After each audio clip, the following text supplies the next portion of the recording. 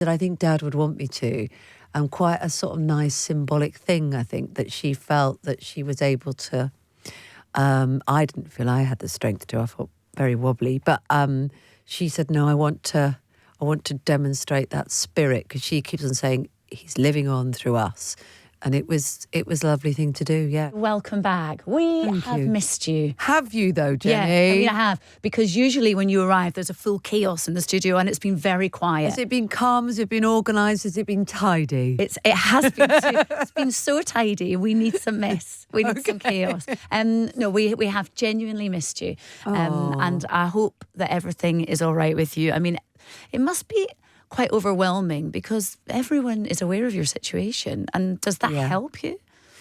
I think actually it's a lovely thing. It's a lovely thing because people feel connected with, you know, what happened to Derek in the first place. And then, of course, it was at a time when so many other people were ill with COVID, and then the struggle to get better. So I think people have felt very connected with that. And of course, you know, if you're on radio or television, then you're involved in people's lives, hopefully, because you want to be doing your thing and doing your job. So I think it's been incredible. People have been so supportive and so lovely.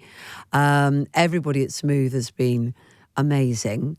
And so it's fantastic. But it's a strange thing because, you know, it was at the point really when we least expected Derek's life to be lost. Everything was looking so much more positive. And it just goes to show that you've got to treasure every day, really, because you just don't know what's around the corner for any of us, you know? Well, I mean, I think that's one of the hardest things, actually, for Darcy and Billy. This is a situation that no child expects to be in, and, you know, in teenage years as well. No, I think that's true. I think that's true. And also, you know, we had various conversations with the doctors where they said, look, this is not good. And, you know, and they did a version, a child-friendly version with Darcy and Billy as well. And this is not looking good. And he might not come out of this because at this point he was unconscious.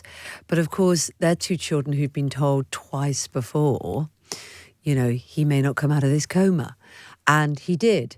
So it was quite a challenge, I think, to navigate all of us, and still is, because the threat of it has always been there, but then also the hope and the miracle had been there too. So when this time that didn't happen and he has passed away, it was bizarrely a shock, which on some level you could think, well, he's been very badly damaged by COVID for 4 years and in a bad place many times during that 4 years. So how are they shocked? But it was still a shock. And maybe it always is, actually. Maybe that's the thing about death. It always is. Yeah, and I suppose you hope that it's never going to stop as well. Yes, exactly. You do. And that, so I think people have said, you know, well, it's great that he's at peace and he's free. And of course that's true, because there's no doubt there's been a lot of pain and struggle for Derek for the last 4 years. However, there's been a lot of joy too. You know, he's had incredible moments of love and being part of being at home, you know, being there when the children come in from school. Maybe not in the same way as he did before, because he had all the challenges with mobility and communication, all those things. But he's still been a part of that. So I think it's also a reminder of how much, you know, life is life, and you can treasure it whatever state you're in if you're lucky enough to.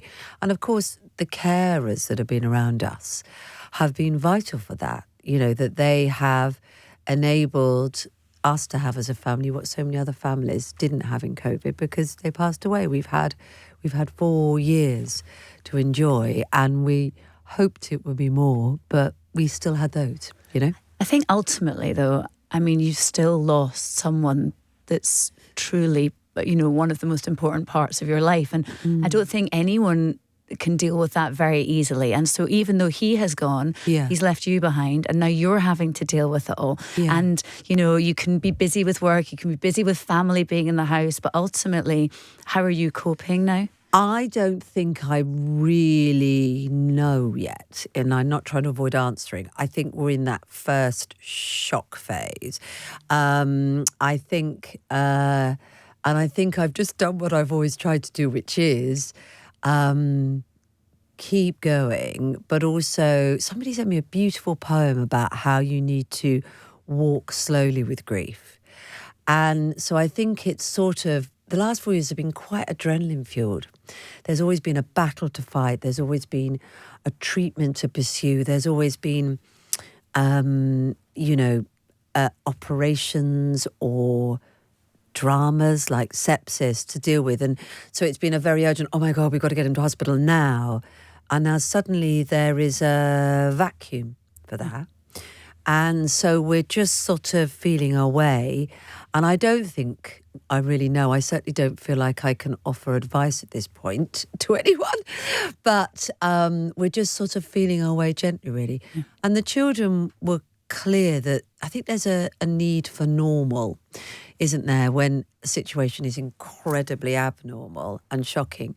So, I'm very lucky that I've got work people are my friends. Smooth is a lovely thing to do, to be here at Smooth and the listeners and share the listeners their lives. And you're very aware, because people have been kind to write to me, that there's people that will tell you about the losses they've had. And so it's sort of one of those things where you think, well, it's a part of life having to deal with this. So I don't know how it's really going to go, but I just know that you can't really just stop, because nobody can, and Derek wouldn't want you to, and he wouldn't do, and you have to sort of keep life going for all three of us now. Well, look, I mean, the support from the listeners is incredible. And I know that you've had loads of messages and flowers and letters and poems. Also, when I've been on air, people are just going, please, can you make sure this message gets to Kate? And text messages come in. And that's so nice. People are very, very concerned for you, and also want to make sure that you're okay too. And that Darcy lovely. and Billy are as well. And it was lovely to see them having such having roles at the funeral too. Yeah. So before, when we used to, first we were sort of reeling, and then you're suddenly aware that there's a whole logistical thing to deal with, from death certificates to flowers, the whole gamut of it. And I thought, well, I really want the funeral to be a celebration of Derek's life in all its parts. So yes, there are lots of people from the medical profession and carers have got to know him, but also every bit, even bits before me, Jenny, because apparently he had a life before. What? I know, it's outrageous. So friends from before, obviously his mum and dad, his sisters. So it was really important that it was cut in my mind. Obviously, I was guessing what Derek would have wanted, but I kind of felt like that's what he would have wanted. And I said, no, there might be an opportunity to speak. And Bill said, I'll definitely speak on behalf of the family. And I was like, okay. And I said, do you want me to help you write something? Because it's quite daunting, isn't it? I think. I mean, I felt it. And he said, no, I'm definitely going to do it. It's my dad, I'm going to do it. And then as it got closer and closer, I was thinking, crikey, but he did. And he wouldn't let me see it, which was quite good for a control freak mother, that I didn't force him to. And then Darcy said she might want to speak, but she didn't know if she could do it, and that was fine. And then she suddenly said, would I be allowed to carry the coffin?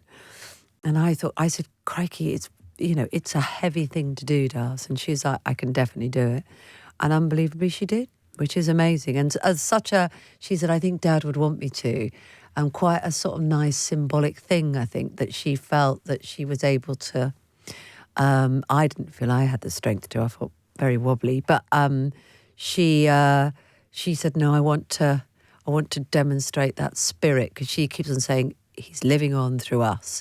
And it was a lovely thing to do, yeah. So that it was both of them was their ideas, but that's the way it should be, really, isn't it? It's nice. Was it the church you got married in?